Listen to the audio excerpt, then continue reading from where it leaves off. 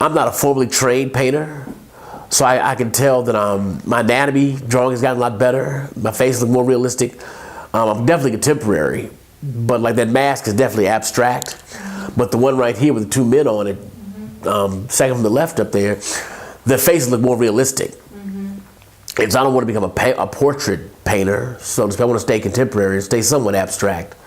But I can look at how I use color a whole lot better now. People respond to color, you know, and like my son said, Dad, you look like a tough guy. I just never imagined you'd be painting butterflies and flowers. Even in middle school, in high school, none of my friends thought I did the work. They come in here, man, who did this? I said, this is my stuff. No, you didn't do this. They just can't see a football player sitting down painting, you know, pink and stuff like that, you know, but I like beautiful things, you know. You know what? I really try to stay away from political statements in my painting because to me, art brings people together. You know, so when I had my show, it turned into a party. And I told the guys, my friend's gonna dance. I said, I pick the music, you know, I don't want that elevator stuff. I'll pick the music head. So we had wine and cheese, did the usual stuff, having our gala at opening. And one thing I said, we don't talk politics in here, you know, and what happens, I try to paint things that people can wake up and when they see it every morning, they're glad they bought it. You know, makes them smile, makes them look like, you know, I like that. Or one of the teachers, little girl, bought that one with the green hat. One of the prints, his little girl said, Daddy, that's your friend. He's like, no, honey. She said, yo, that's your friend, that's his stuff. When I first started teaching, I had a mentor, and Rosebud Turner was her name, and I didn't believe that was really her name, but it was Rosebud Turner. And she said whenever she sees anything, from a lady at the bus stop with two kids, or she sees a star fall out of the sky, she sees a sunset, she tries to think of how she could express that by asking questions to get other people to say what they think about it. She builds her opinion based on what she hears them say.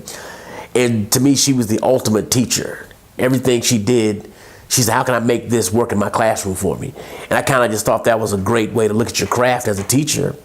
And so whenever I do a lesson in teaching, be it politics, be it women's rights, be it any topic we talk about, war, peace, international relations, I try to get the kids to look at it in a way, okay, now what can we do with this information we have here? Other than say what you think about it, what can you do with it? You know, how do we synthesize? How can we apply this to what we already believe?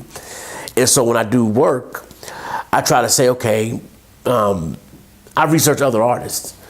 And like the guy said, when you paint something, how do you paint? And my first had to show us, what do you mean, how do I paint? Do you paint the whole thing one color, then put layers on top of it? I told him, no, I just kind of just paint it. We need to try this way. And once I tried it, it completely made me a much far better artist, you know, because I thought I was good at it. I thought it was okay. But after he showed me just a few small things, it took my creativity to a whole different level because now I could translate what I'm thinking onto the canvas. And I think when you translate that to teaching, I tell my students, when you watch the news, don't have an opinion first. You shouldn't have an opinion as soon as you hear something. Think about how's if you see the guy was in New Zealand shot those 50 people yesterday. How would you feel to be a first responder over there? How would you feel to be the news anchor? You know, so we have those, take the conversation from just what you think about what happened to pick a person out and think how they responded to it. So when I've translated that to art, people come in and say, did you mean for this to say that? And I never thought about that. And then another person said the exact same thing. Why? And I started asking questions. Well, what makes you say that? Because a lady came and looked at this one yesterday. And she said, that a thumb? Looks like God is like grabbing the tree. And no one's ever said that. But as soon as I painted about a year ago, my wife came in and said, that's a thumb, right? And it just blows your mind how people interpret things so differently. And I think that's what makes art wonderful. And I think that's what makes teaching wonderful. Because I get to hear 20 or 30 different opinions every day to help form my opinion. So when I paint a butterfly, some of these butterflies aren't really what they look like in real life, but who doesn't like pink and orange and purple? I mean, come on, it just works. It just works, you know.